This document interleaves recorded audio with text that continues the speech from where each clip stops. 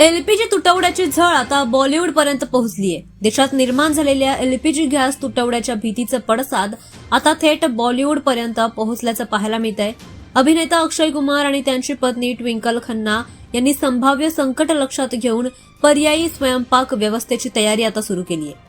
आखाती भागामध्ये सुरू असलेल्या युद्धाच्या पार्श्वभूमीवर इंधन पुरवठ्यावर आता ताण निर्माण झालाय आणि त्यामुळेच एलपीजी गॅसच्या उपलब्धतेबाबत आता चिंता वाढली आहे।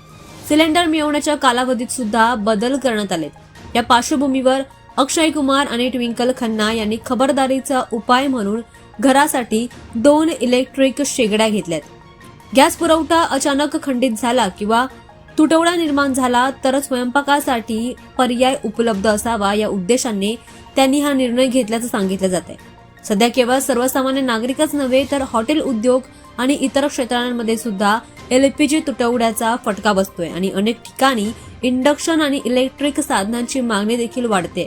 दरम्यान या परिस्थितीमुळे आता भविष्यामध्ये गॅस पुरवठा कसा राहणार याकडे सर्वांचं लक्ष लागलंय आणि त्यामुळेच लोक आता पर्यायी उपायांकडे वळतानाचं पाहायला मिळतंय।